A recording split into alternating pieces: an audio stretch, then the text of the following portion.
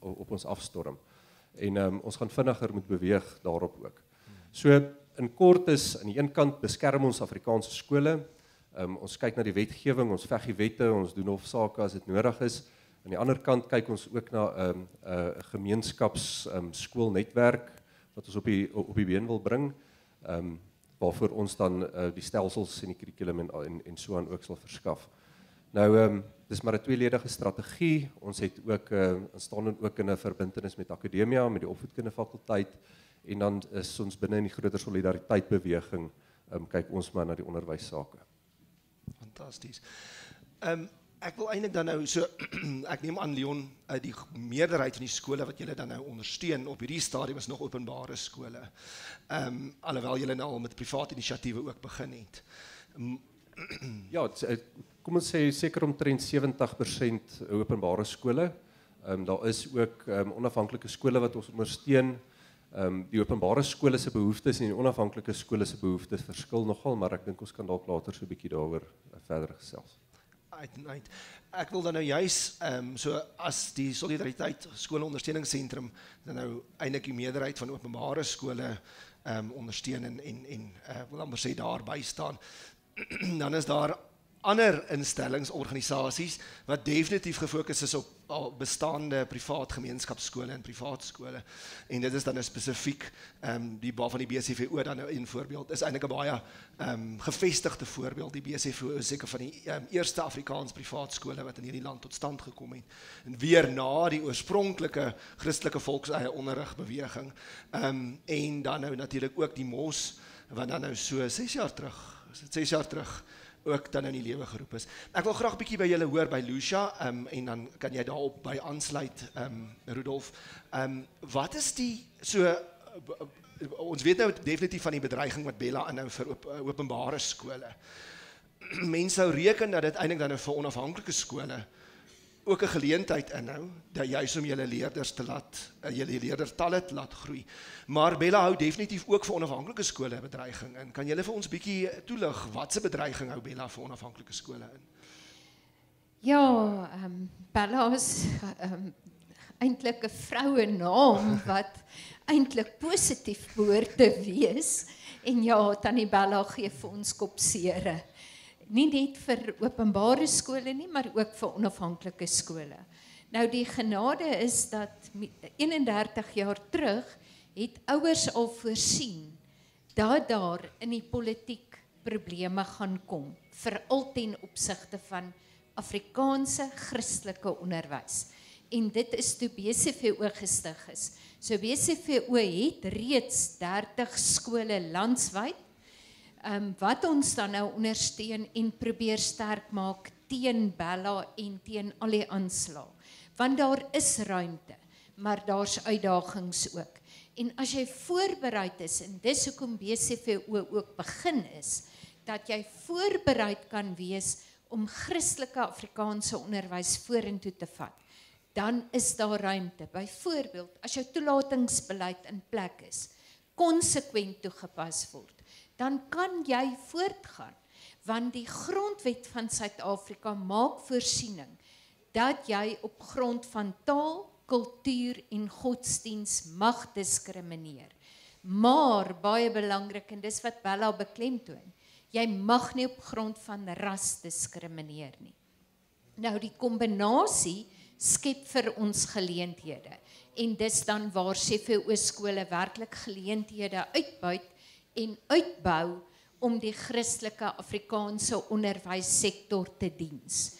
As 'n mens na navorsing gaan kyk, beweer so min of meer 87% vir al Afrikaans sprekendes dat hulle Christene is en dat hulle Christelike onderwys verkies. So daar is 'n enorme behoefte en daar is 'n geleentheid. En solank ons Afrikaans praat en geleenthede soos hierdie het waar ons in Afrikaans ons saak kan stel, gaan Afrikaanse skole nodig wees. Die uitdagings raak meer, maar daar is beslis skuiwergate wat ons moet benut. Rudolf, as jy moet sê, en ek weet ek en jy het voor die gesprek so kort ideewisseling gehad, juist oor die, en ek dink is iets wat ons moet regstel, of moet beklemtoon ook in die gesprek, die onderskeid, en dis wat Leon ook nou gesê het, tussen openbare skole en privaat skole natuurlik, maar dan ook, dan nou wat dit sou behels, baie lede van die publiek is onder die indruk, dat as jy, rondom die verskillende kurrikula, dat daar, dat iets soos die onafhanklike eksamenraad is 'n heeltemal 'n aparte onafhanklike kurrikulum. En hulle verstaan nie noodwendig dat ook die onafhanklike eksamenraad se kurrikulum is wel nog steeds gebaseer op die nasionale kurrikulum en assesseringsbeleidsverklaring. In die lig daarvan, watse uitdagings voorsien jy dan spesifiek vir privaat skole wat die kurrikulum aanbetref, vir Afrikaans privaat skole wat die kurrikulum aanbetref, in die lig van Bella en die baie voorskriftelike houding wat Bella inneem rondom die kurrikulum. Albertus, dankie vir die geleentheid om hier saam te gesels oor hierdie belangrike onderwerpe. Ek dink dit is eerstens belangrik om vir die gemeenskap te laat verstaan, in Suid-Afrika is die KABV ons kurrikulum waar alle diensverskaffers moet voldoen. Maak nie saak BCVO, SOS, MOS, enige iemand anders, Impak ensovoorts moet daaraan voldoen. En mense verstaan dit verkeerd dat Sakai of IB aparte kurrikulum is daarvan. Dit is nie die geval nie. Dit is net eksaminasieliggame wat daardie kurrikulum eksamineer. En die verskillende diensverskaffers is nie aparte kurrikulum nie. Dit is net verskillende diensverskaffers wat dieselfde kurrikulum gebruik en natuurlik in hulle eie invalshoek op daardie kurrikulum toepas. Die kurrikulum is 'n minimum vereiste kurrikulum, so as 'n diensverskaffer het jy die vermoë om baie meer te doen as wat die kurrikulum vereis, maar jy moet aan die minimum vereistes voldoen. So ek dink om te sê die KABV is sleg, dis die algemene opmerkings wat ek hoor in die publiek. Ek sal nie so uitlating maak nie. Dit is net 'n inhoud stel en 'n klomp vereistes om te bewys dat jy die inhoud baas geraak het, dat jy die inhoud kan gebruik om sekere sleutelvaardighede te ontwikkel. Ek dink dit is definitief moontlik en al die diensverskaffers het hulle eie vermoë hoe hulle daai inhoud goed baseer om vaardighede vir kinders te skep. Wat betref Bella wetgewing, een ding wat ek dink die privaat onderrig so half teleurgesteld is oor die wetgewing, want die hele Bella wetgewing is nie noodwendig sleg nie. Daar's enkele artikels wat sleg is en dan is daar groot goeders wat ek voel nie aangespreek is nie. Tuiskoolonderrig is nie gister gebore in Suid-Afrika nie. Dit is eintlik glad nie aangespreek nie. En die konsep van 'n aanlyn skool, dis glad nie aangespreek nie. Ons is nie meer in 1940 nie, ons is in 2025 en aanlyn skool is deel van die orde van die dag en dit gaan nie weggaan nie en die wetgewing spreek dit nie eens aan nie, asof dit glad nie daar is nie.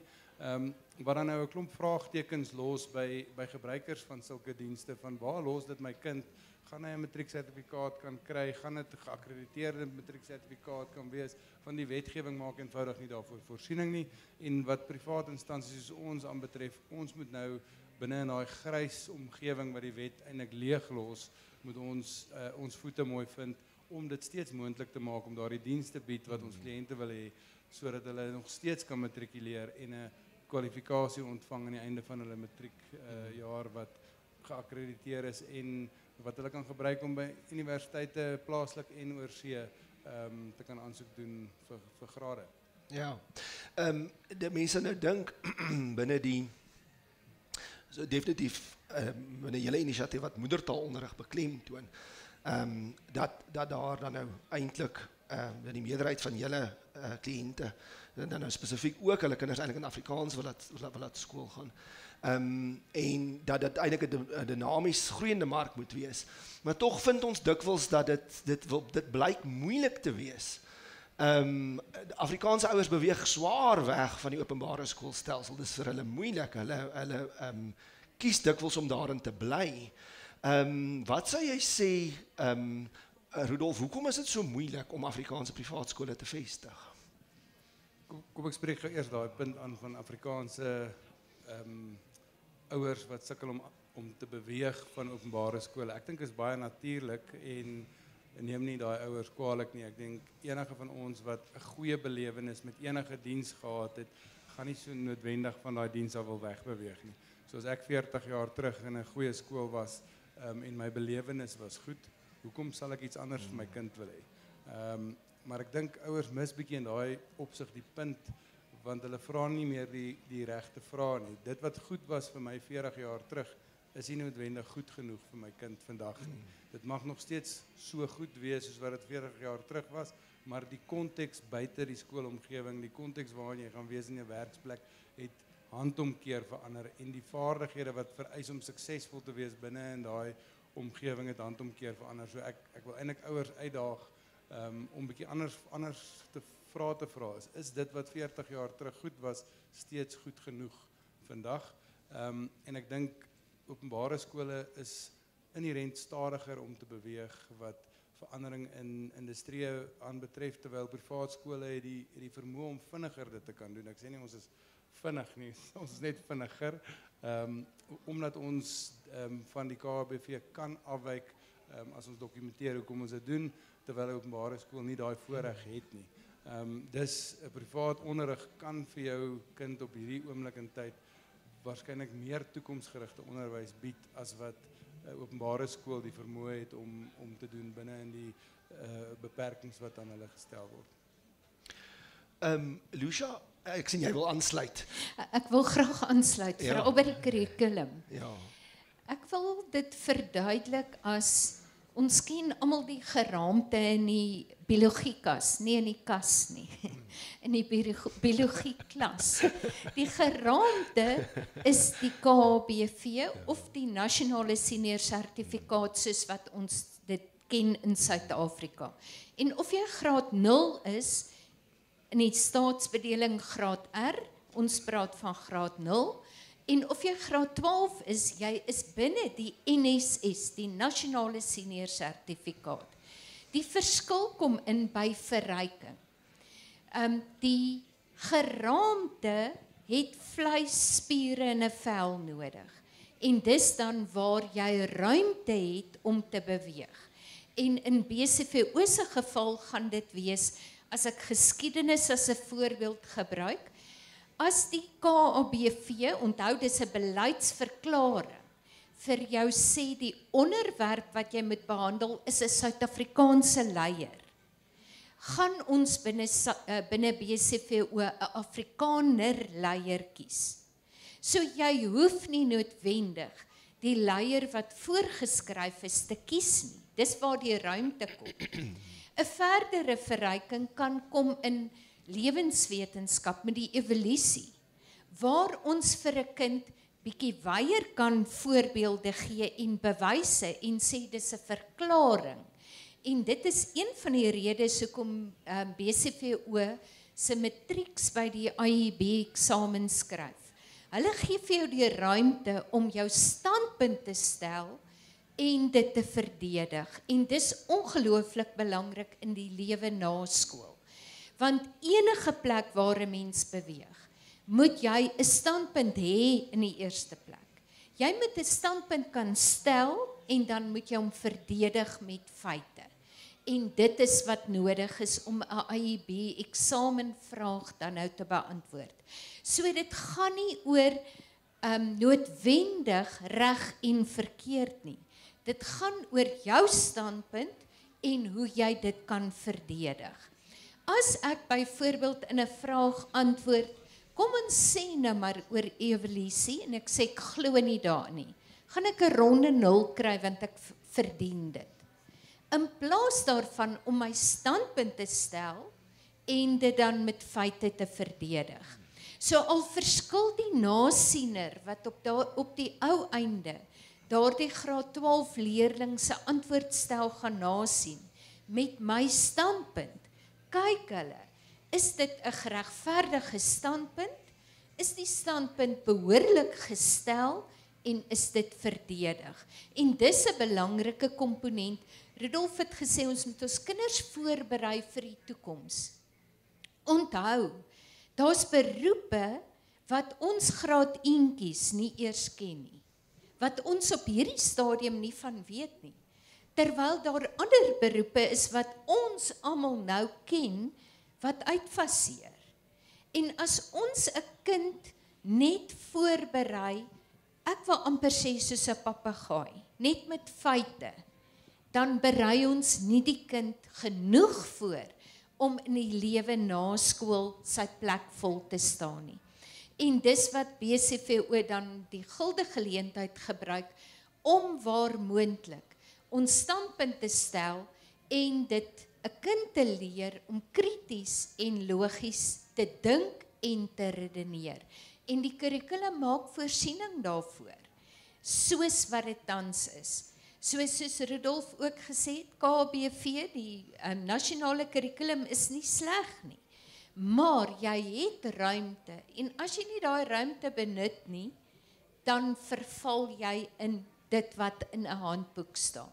'n Mens moet 'n bietjie weier dink en 'n kind vlerke gee, maar jy moet hom voorberei om daardie vlerkie sterk te maak om te kan vlieg.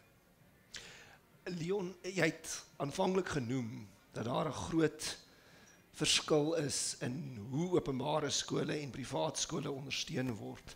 En ek het nou uit die Lucia en Rudolf se opmerkings juis rondom die KBV en die verskil in benadering wat privaat skole dan nou volg.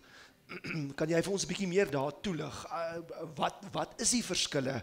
Wat is die verskillende behoeftes tussen openbare skole en privaat skole, en wat is van die, anders as nou net bloot Bella, wat is nog van die ander uitdagings, veral binne die Afrikaans as voertaal van onderrig milieu wat die skole ondersteuningssentrum teekom? Wel, Bertus, so ons het nou vinnig gesels oor die druk wat die skole ervaar. Ek dink 'n ander groot krisis wat die skole ook beleef is die voorsiening van onderwysers en van goeie leierskap. Daar's 'n groot klomp leiers, hoofde wat nou baie naby aan aftree is. Dan is daar 'n groot leemte, kom ons sê hier so tussen 40 en 55. Dan in die stertkant van die jonger hoofde, daar is 'n bietjie meer wat deurkom aan daardie kant. Maar so ek dink dit is een van die groot uitdagings. En dan die ander kant is ook die professionele ruimte wat hulle het. Julle het ook nou daarna verwys dat privaat skole het meer ruimte om met die kurrikulum te werk. So in die openbare skole kry die onderwysers 'n ITP, Annual Teaching Plan.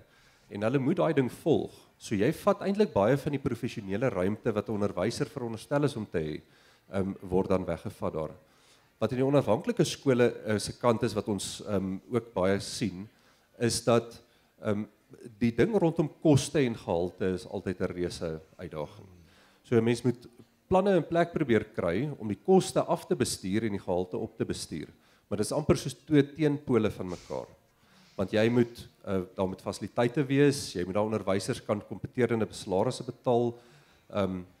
So dit is een van die grootste uitdagings om hoë gehalte Afrikaanse skole daar te sit. Ek verstaan. Ja, dit is natuurlik deel van die hoekom ons by die APA dan nou ook so baie klem op moedertaalonderrig plaas. Is daai ononderbroke ketting van Afrikaanse onderrig basies van graad R af dwars deur tot op honeursvlak en verder. En ons sien dit ook, dit is regtig 'n krisis, daar's alreeds 'n tekort aan onderwysers wat eintlik in Afrikaans as medium van onderrig kan skool gee. En ons sien ook byvoorbeeld die ontwrigting wat alreeds veroorsaak is met baie van die universiteite wat dan nou eintlik Afrikaans as voertaal laat val het. Skielik verwag jy van mense om op nagraadse vlak in Afrikaans akademies te funksioneer, en dis vir hulle uiters moeilik. Hulle het eintlik daai ontwikkeling tussen matriek en wat hulle weer gaan studeer het hulle nou eintlik half gemis. So wat sy eie problematiek meebring, maar wat ek daarmee wil beklemtoon, is hoe belangrik daai ononderbroke ketting is. Dat ons uiteindelik nie op 'n punt kan kom waar ons net kan sê, wel, as ons ten minste net laerskool in Afrikaans kan bou, kan ons maar die hoërskool laat val. Of as ons ten minste net tot matriek toe in Afrikaans kan skool gaan, kan ons eintlik maar die universiteite laat val. Die skade wat ons aan die taal en aan die ontwikkeling van die taal en ook die sprekers van daai taal berokken, is ongelooflik groot as ons daai houding inneem. Maar dan nou spesifiek, ekskuus, ek sien jy wil byvoeg, ja. Ja, ons sien net ook dat die Afrikaanse skole, die openbare skole word al hoe minder, maar hulle is omtrent 20-30% groter op gemiddeld as die res. Nou ons sien ook dat die prestasie in Afrikaans huistaal neem ook af. So selfs in die openbare sektor gaan ons 'n manier moet vind om dit aantreklik te maak laat kinders geïnspireer is deur die taal, deur die uitnemendheid daarvan. Daar's baie Engelse kinders wat na Afrikaanse skole toe gaan. Afrikaanse laerskole, want die ouers weet daar's dissipline, daar's 'n ware stelsel, daar's 'n sterk kultuur. So dis amper die kruks van die hele ding. En as ons daardie gaan verloor, gaan ons taal verloor. So daardie is die grondslag wat ons op moet werk. Ja, skus Rodolf. Ek wil net byvoeg, Omgerus, Leon het vroeër gesê van die uitdagings is koste en kwaliteit en ek wil daarop byvoeg een van die algemene dinge wat jy het vroeër ook gevra wat maak dit moeilik om 'n privaat skool te vestig en ek het nie eintlik geantwoord daarop nie, so ek wil sommer daarop antwoord nou. Ek dink een van die grootste moeilike dinge van 'n privaat skool vestig is koste. Die realiteit is as jy hom vergelyk met enige ander besigheid, want 'n privaat skool is maar 'n besigheid, gaan jy in enige ander besigheid jou kapitale investering doen in die eerste fase van jou besigheid en dan is jy onmiddellik op vol produksie. Skool werk nie so nie. Jy doen jou investering dag 1 en dan hopelik in jaar 10 is jy op vol produksie. Dit vat jou ontsettend lank om by 'n plek te kom waar jy die kapitaal wat jy geïnvesteer het ten volle gebruik. So dis die eerste probleem. So om 'n skoolterrein vandag van 'n stuk grond af te kry om hom geherseneer te kry en om hom te bou is enige iets tussen 5 en 10 jaar se oefening. So jy moet redelik geduldige kapitaal te hê net om by dag 1 te kom. En dan het jy in die orde van 40-50 miljoen rand nodig om 'n skool wat basies 250 leerders kan hanteer daar te stel. En dan is jy nog omtrent 75% weg van jou tipiese openbare skool se skoolterrein. So jy is nog ver van 'n ideale skool af. So dis 'n klomp geld om op daai punt te kom en dan begin jy soos die Engelsman sê in drips and drabs begin jy leerlinge bykry. En jou eerste jaar het jy nie noodwendig meer as 20 leerders in 'n skool nie, want soos enige produk is gebruikers bang om die eerste een te wees om daai produk te gebruik. Hulle is onseker oor die kwaliteit, hulle is onseker oor wat hulle gaan kry. So hulle wag eers om te sien wat die eerste ouens wat inskryf se ervarings is en seker hier by jaar 3, 4 begin jy sien hoe mense nou begin sê maar okay, hierdie kinders wat die 6 of 7 wat ingeskryf het eerste geniet dit, hulle floreer, nou kan ek my kinders insit. So dit vat baie lank vir 'n skool om eintlik op daai punt te kom wat hy momentum begin kry.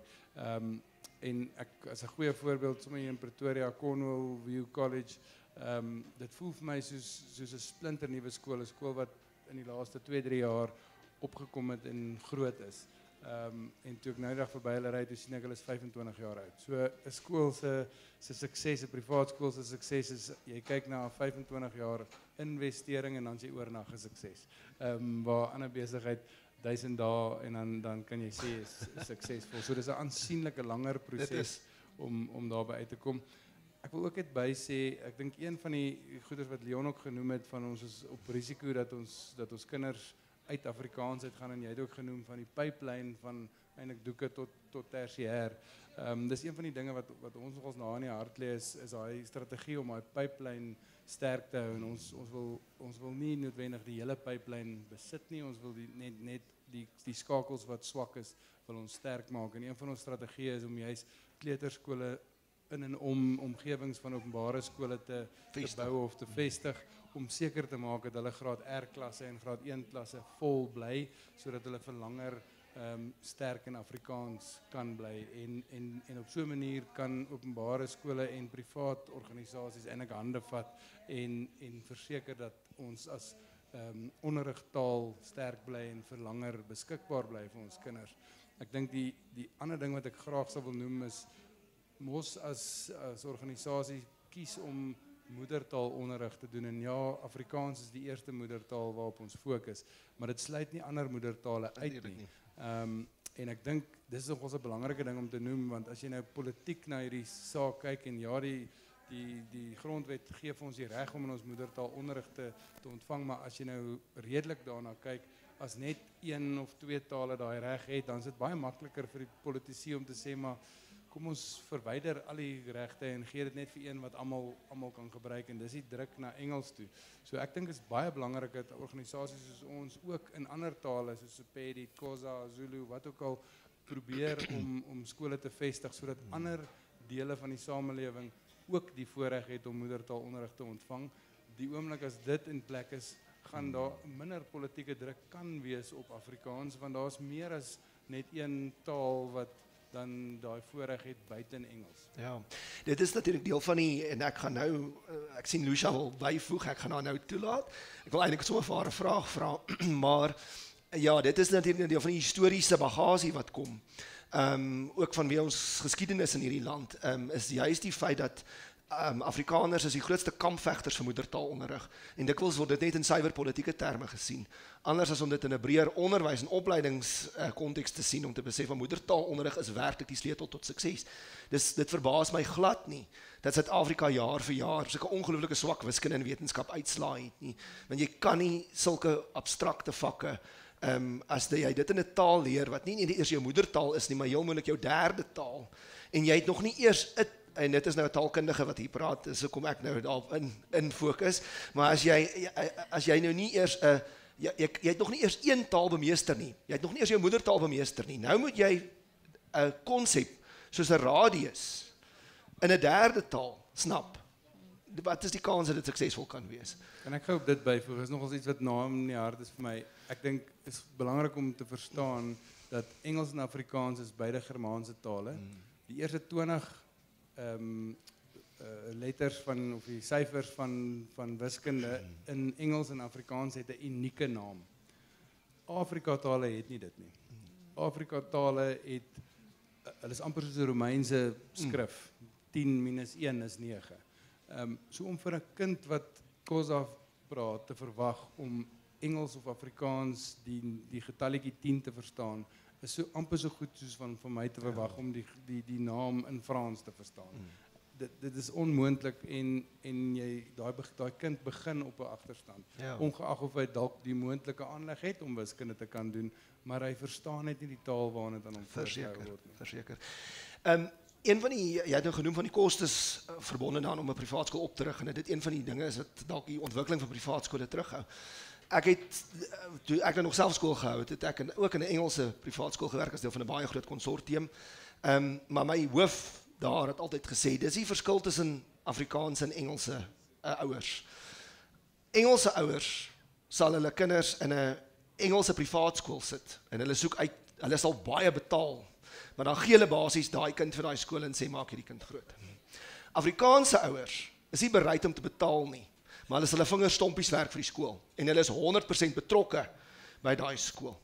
En so dit is een van daai moeilike goed om vir Afrikaanse ouers om daai kopskuif te maak, om te besef, maar dit is die moeite werd om te betaal vir uitnemende onderrig. Maar in 'n beweging soos die BCVO, het ons nou eintlik 'n merkwaardige model wat hier die middelgrond vind, want die BCVO is eintlik 'n baie bekostigbare privaat ontwikkelingsmodel. Juist omdat dit gemeenskapsgebaseerd is, Lucia, wil jy nie vir ons bietjie daarvan vertel nie? Vertel vir ons bietjie van hierdie gemeenskapskole ontwikkeling. Dis absoluut gemeenskapskole. BCVO se standpunt is, ons is die verlengstuk van 'n ouerhuis. Met ander woorde, dit wat in die ouerhuis geleer word, wil ons graag verder vat by die skool. En jy kan dit nie doen as jy nie hande vat met die ouer nie. So ons gaan nie in 'n gemeenskap in en sê nou stig ons 'n skool nie. Die gemeenskap kom na ons toe en sê daar's 'n behoefte, en gewoonlik 'n groot behoefte vir 'n Christelike Afrikaanse skool. En ons help dan die gemeenskap en ons rus hulle toe om hierdie skool aan die gang te kry. Nou, finansies is altyd 'n uitdaging. Dit is een van die grootste uitdagings, maar soos jy sê, as jy met jou gemeenskap, met jou ouers hande vat, dan werk hulle hande stompies, want dit is ons skool.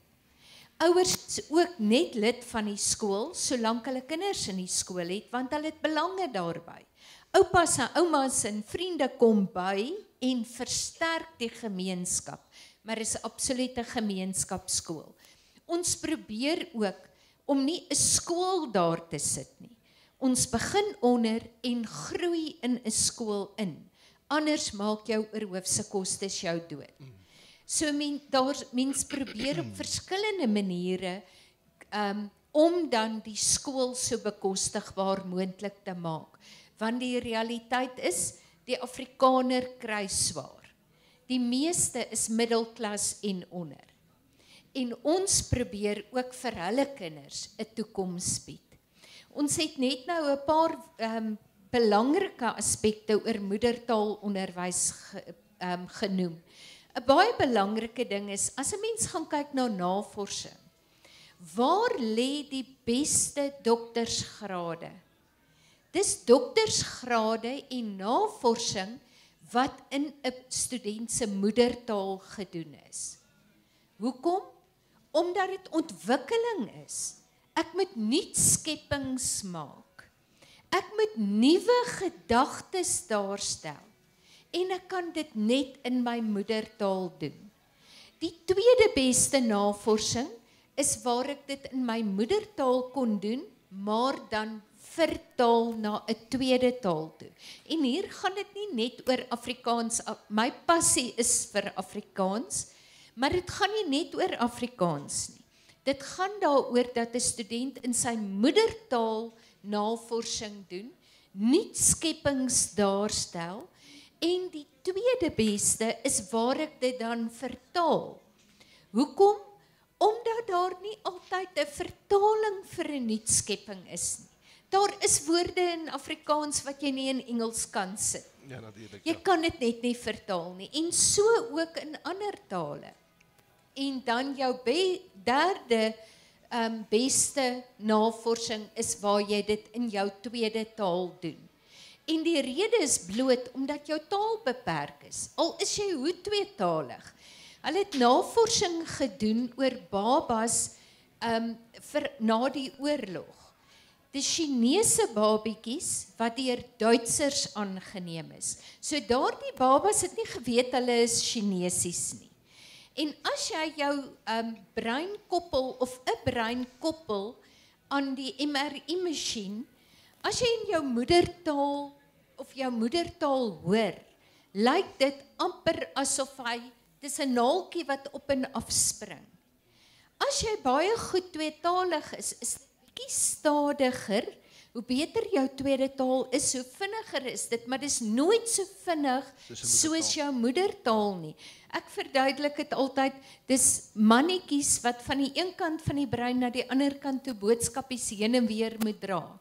En as jy nie heen en weer hoef te hardloop nie, is dit vinniger. Interessant, daardie Chinese babietjies kon nie Chinees praat nie, hulle het gedink hulle is Duitsertjies. En toe hulle op die MRI-masjien gekoppel word en hulle praat met hulle Chinees, toe reageer hulle breine soos 'n moedertaalspreker.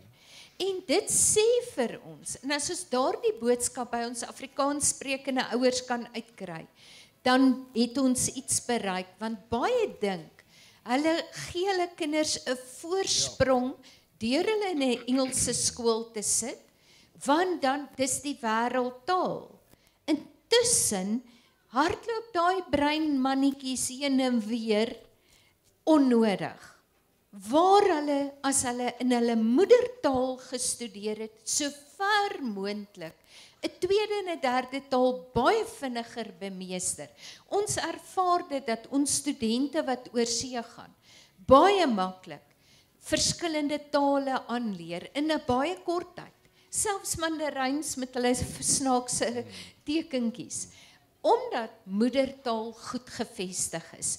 En daarom is die pleidooi, hou suiwer moedertaal. As jy Afrikaans praat, praat suiwer Afrikaans. As jy Engels praat, praat suiwer Engels. Moenie 'n kombinasie, moenie 'n nuwe taal probeer skep nie. Jy verwar almal. En dis hoekom kinders baie keer swaar kry. Omdat hulle moedertaal nog nie stewig gevestig is nie, dan moet hulle 'n tweede en 'n derde taal aanleer. So jy benadeel in wese daardie kind. Jy sit hom terug. Daarom is CVO trots Afrikaans. Ons help wel graag. Onthou, volkseie beteken nie net Afrikaner nie, soos Rudolf ook gesê het. Ons moet ander bemagtig, maar leer 'n kind wie hy is, leer hom om trots te wees daarop. Dat hy trots is op waar hy vandaan kom, want dan het hy respek vir ander en dan pas hy aan. Hy's glad nie geïsoleer nie, ook wat taal betref.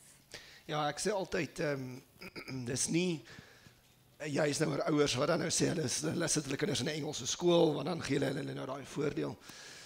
Die kanse in die huidige tydsgewrig van ons leef in die wêreld, dat 'n kind 'n Engelse ontwikkelingsagterstand kan hê, is 0.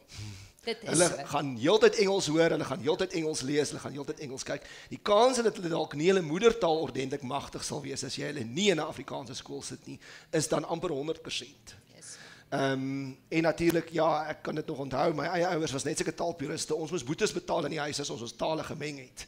So, en dit is dalk 'n goeie stelsel om weer aan te moedig. Leon, sê vir my, jy sê van die Afrikaanse openbare skole is oorvol en ons sien dit dikwels tot 50% oorvol, omdat die taalskole afgeneem het. Dit sê vir ons, daar's nog steeds 'n geweldige behoefte aan Afrikaans as 'n medium van onderrig.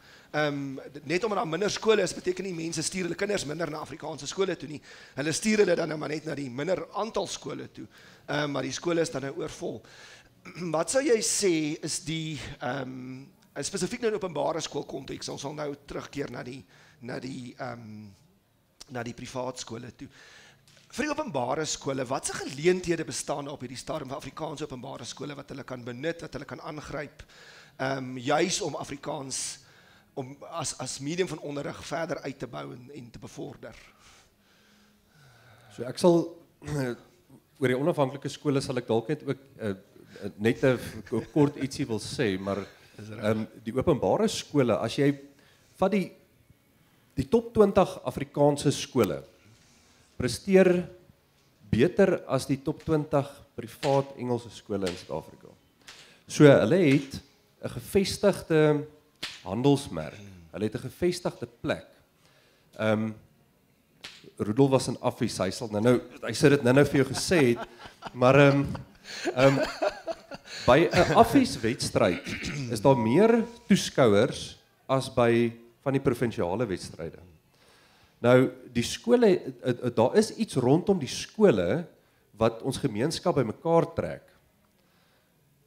As jy 150 jaar terugvat, die dorpe wat geskep was na die groot trek, is die dorpe geskep deur eers 'n kerk te bou en 'n markplein. En dis waar die mense bymekaar gekom het. Nou, ons omgewing het totaal en al verander. Daar's reeds kerke, mense kyk partykeer kerk aanlyn. So die plek waar mense bymekaar kom is skole, en dit is wat ek net by die onafhanklike deel wil uitkom. Dit is eintlik ons geleentheid. Is die skool, die skool is die totale sentrale punt nie, maar die skole is die saamtrek van ons gemeenskap. So as jy met die sakegemeenskap en met die maatskaplike gemeenskap en met jou kultuurwerkinge in 'n streek, hoe dit ook al sê, gaan dit by die skool bymekaar kom. Dit is waar jy hierdie Christelike waardes vir kinders kan leer. So dit is eintlik 'n groot geleentheid. Ek noem dit nou, dit is waarskynlik ons grootste taak. Dit is die moeilikste ding wat vir ons wag, om dit reg te kry, om daai mense bymekaar te trek, want jy gaan dit slegs reg kry as mense geïnspireer is, as daai gemeenskap eienaarskap vat daarvan. As daar energie in die gemeenskap is. Sien, so dit is die dryf, en dit is hoe ons by 'n volgende geslag gaan uitkom. Want ons kan nie dink ons gaan net die openbare skole vervang en dan is ons op 'n goeie plek nie. Dit is nie waaroor dit gaan nie. Ons kan dit nie doen nie. Dit gaan ons, ek weet Rudolf het op 'n stadium 'n som gemaak. Hy's beter met finansies as ek, maar my som het op 300 miljard uitgekom om die 1000 Afrikaanse skole, omtrent 300 miljoen rand te skool. Dis wat dit omtrent gemiddeld kos vir hierdie groot skole. Vir ons om dit te vervang, dink ek dit gaan nie nou gebeur nie. So mens met 'n ander manier kry. En die manier is om 'n inspirasie te wees, is om 'n energie in jou gemeenskap te kry, is om netwerke te bou. So dit gaan die antwoord wees. Ja. Maar goed, so dis sommer net so opsommend. Ja, ek en jy het dit ook vroeër genoem, en dit is vir myself 'n interessante ontwikkeling. dat jy inderdaad toenemend dan nou juist ook Engelse ouers kry wat bereid is om hulle kinders na Afrikaanse skole toe te stuur, omdat die Afrikaanse skole hierdie gevestigde reputasie het vir geheelkindontwikkeling en vir uitnemende onderrig. So hulle is bereid om dan nou maar hulle kind liewer in 'n taal wat eintlik dan vir hulle uit huise uit 'n tweede taal is, te laat skool gaan, terwille van daai Afrikaanse onderrig uitnemendheid, van die skole se uitnemendheid. En ek moet sê, ek dink dit is 'n baie groot geleentheid wat Afrikaners nie moet laat, ons kan dit nie bekostig om dit net te laat verbygaan, soos jy sê om te sê, ons moet maar net die openbare skole vervang en dan... En nog 'n ding met van ons navorsing, die internasionale navorsing en mense wat ons ontvang by ons, wys ons baie keer vir hulle die goed wat ons doen, en die goed wat ons navors en hoe ons dit doen, hoe ons stelsels ontwikkel, en met sommige goed is ons voor. Dit is nie dat ons agter is met tegnologieontwikkeling of ons navorsing of enige iets nie. En dit is omdat ons gedwing word om dit te doen. Lande soos Finland het baie meer geld as ons. Hulle het baie meer hulpbronne, maar hulle word nie geforseer om dit te doen nie. So, innoverende praktyke, beste onderwyspraktyke, die maniere wat ons goed gaan doen, ons word geforseer om dit te doen, en dit gaan vir ons 'n toekoms skep. Uit en uit, ja, en ek moet sê, dit is, as ek wil nou vir Rudolf kans gee, ek sien hy wil aansluit, maar as daar een bedreiging is wat vir my nogal uit die aard van my betrokkenheid by die onderwys baie sleg is dat ek vind dat vanweë die geweldige druk, nie net van die staat, maar eintlik van die staat af, maar dan die druk wat op skole is, op onderwysers is, met baie beperkte hulpbronne, om steeds dieselfde gehalte onderwys te lewer, dat jy soms voel maar die onderwysers loop 'n kans, geweldige groot kans vir uitbranding, daar is geweldig baie, ek wil maar sê, sielkundige behoefte onder onderwysers vir ondersteuning, en dis is gevolg hiervan, omdat onderwysers ook geweldig baie druk op hulle self sit, om daardie standaard te behou, ten spyte daarvan dat die ondersteuning vanaf die departement van onderwys eintlik nie meer daar is nie, en dat hulle na hulle inwaart na die skool self, in hulle eie sisteme, en dan nou organisasies soos julle moet kyk, om eintlik daai ondersteuning vir hulle te doen, en om hierdie sisteme te help ontwikkel, om hulle te help om slimmer te werk nie, harder te werk nie, sodat hulle steeds daai standaard kan behou, wat vir hulle so belangrik is. Rudolf, jy wil aansluit? Ek wil net een ding opklaar, die tipe ou wat daai grappie maak wat Leon nou gemaak het, was nie in Affies nie. Maar grappies op 'n stokkie nou, ek dink Leon vat raak daar, ek dink dis een van die goed wat ons as 'n geleentheid gesien het in die privaat onderrig omgewing ook, is die ontwikkeling van karakter. Ek dink openbare Afrikaanse skole het tradisioneel dit regtig baie goed reg gekry. Natuurlik, dan sal ek dink Affies is 'n voorbeeld daarvan, maar baie ander skole kry dit ook baie goed reg. En ek dink privaat onderrig, uitgesluit die spanlede op die verhoog, kry dit nie goed reg nie. So ek dink daar's 'n geweldige geleentheid om die fokus van privaat onderrig op karakterbou te sit, eerder as fancy wiskunde onderwys of wat ook al die gimmicks is wat privaat skole gebruik. Ek dink die geleentheid lê in karakterbou. En dan verder dink ek daar's 'n geleentheid ook in privaat onderrig om meer die vraag te vra, wat is regtig nodig vir kinders om in 10, 15, 20, 30 jaar van nou af te kan floreer in hulle werksplek, en dan daardie vaardighede te werk, sodat ons 'n nuwe generasie werkende kan kry in 10, 20, 30 jaar, wat hierdie land kan draai op 'n positiewe pad, en positiewe wêreldsburgers kan wees. Absoluut. Lucia, sê vir my, jy het nou pragtig vir ons verduidelik van die gemeenskapsskole inisiatief en dat dit eintlik heel haalbaar is. Het julle gesien in die afgelope ruk dat daar 'n toenemende groei gekom het, en julle nog 'n verdere groei? Ek meen wat julle al bereik het oor 31 jaar is indrukwekkend. Sien julle dat dit momentum optel? Beslis. Want onthou, wie presteer, watter skole presteer wêreldwyd? Dit is waardegedrewe skole. En as 'n mens gaan kyk na die kinders wat 'n skool verlaat, ons het nou van Affies gepraat, maar daar's ander ook. As 'n mens gaan kyk waar werkgewers na jou toe terugkom en sê, julle kinders het iets wat ons wil hê, waar kan ons meer daarvan kry? Daardie werksetiek, daardie werkstrots, lojaliteit, roepingsbewustheid. Dit is maar by ons Afrikaanse skole en dis in ons gemeenskap. Een van die groot uitdagings wat ons beleef is waar die platteland ontvolk, kry die openbare skole soveel meer swaar. En dit is dan waar daar beslis 'n groter behoefte kom aan onafhanklike skole, aan gemeenskapsskole, want die gemeenskap vat hande en sê, dit wat in die openbare skool gebeur, kan ons nie meer vereenselwig nie. Ons moet besef, wanneer 'n skool 30% bereik, het sy ander kultuur of taal, verander die hele skoolsamestelling en kultuur. En dis oral bewys. Dit gaan nie oor ras nie, dit gaan ook oor taal. Natuurlijk. So die moment wat 'n gekombineerde skool of 'n parallel medium skool 30% Engels raak, verander die kultuur in die skool. En dan is daar nie meer keer nie en daar's nie meer beheer nie. En dis dan waar daar 'n groot geleentheid is vir 'n gemeenskapsskool soos 'n CVO skool. So ja, daar's hoop. Solank ons nog Afrikaans praat, is daar hoop. En solank daar mense is wat behoefte het om werklik vir hulle kinders goeie onderrig te gee, bly daar hoop en sal daar altyd 'n behoefte aan 'n onafhanklike skool wees. Uitstekend. Slotopmerkings, ek sien Rudolf wil nog. Ek wil net laaste ding by Lucia byvoeg oor die kantelpunt van kultuur.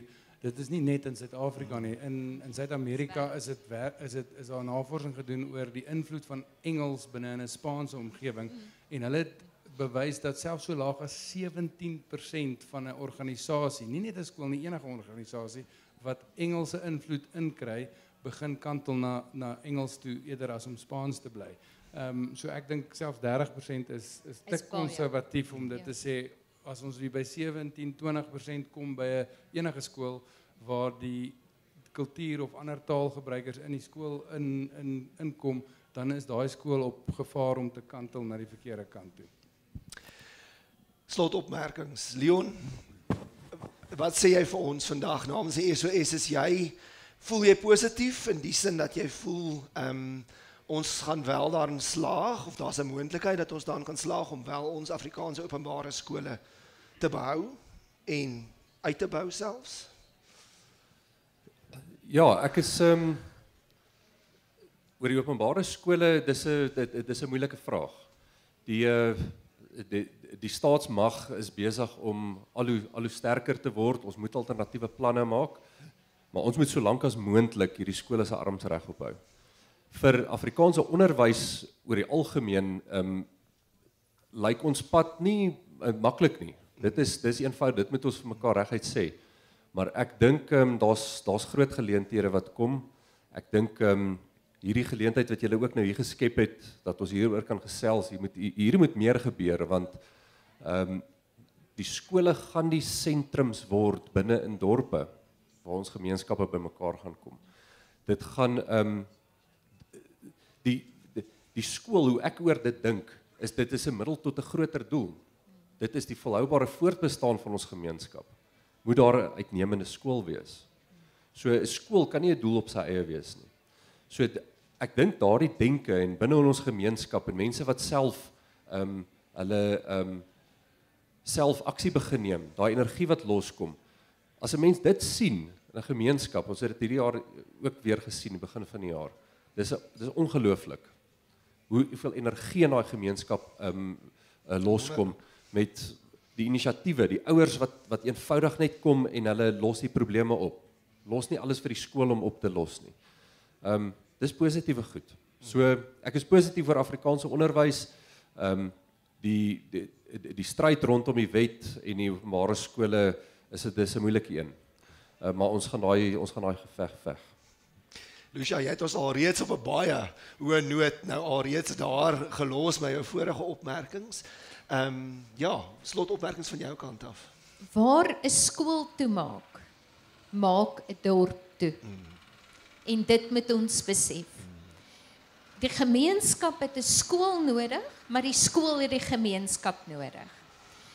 En dan wat Leon gesê het, ja, onthou, die Here het ons nie maanskyn en rose beloof nie. Dis nie 'n gladde, geteerde, afdraande pad, positief wat maklik loop nie. Maar die Here het beloof om by ons te wees. En as ons dit in die onderwys beklemtoon en uitdra, en dit ons doel is, en ons nie daar is om monumente vir mense noodwendig te bou nie, maar dit te doen ter wille van ons kinders, tot eer van die Here, dan is daar hoop, en dan sal daar hoop wees vir die onderwys, vir ons gemeenskappe, vir ons land. Uitstekend, baie dankie, baie geïnspireerde woorde. Rudolf. Ek dink onderwys is soos gesondheidsdiens is 'n basiese behoefte van die mensdom. En soos ons al gesien het in Suid-Afrika het gesondheidsdiens suksesvol van 'n openbare diens afgeskuif na primêr eintlik 'n privaat diens toe. Dit het baie jare geneem om hier te kom. En ek dink ek wil graag mense aanmoedig om hulle self die vraag af te vra, is dit belangriker om steeds daardie diens te hê of om vas te klou aan die oue? Want ek dink ons kan baie wen as ons begin kommersieel dink oor hoe om daai diens van onderwys nog steeds moontlik te maak vir dekades en eeue om te kom. Met 'n verskuiwing van 'n verwagting van die staat na verwagting van die gemeenskap, van die privaat sektor. Uitstekend. Dames en here, ek sê vir u baie dankie dat u vandag deelgeneem het aan hierdie paneelgesprek. Dit was uiters insiggewend, baie inspirerend. Persoonlik voel ek daar's definitief baie hoop vir Afrikaans as onderrigtaal. En in aansluiting by eintlik wat al drie van julle gesê het, een van die grootste bates natuurlik binne Afrikaans onderrig is dan inderdaad die ouer gemeenskap. Afrikaanse ouers wat so by uitstek oor geslagte heen toegewyd was aan hulle kinders se onderrig en opleiding en dit nog steeds is. Ons sien uit na verdere hoogtes vir Afrikaans as onderrigtaal. Baie dankie en baie sterkte en seën met al julle werksaamhede binne julle onderskeie organisasies. Baie dankie dat julle hier was vandag. Baie dankie Albert. Dankie.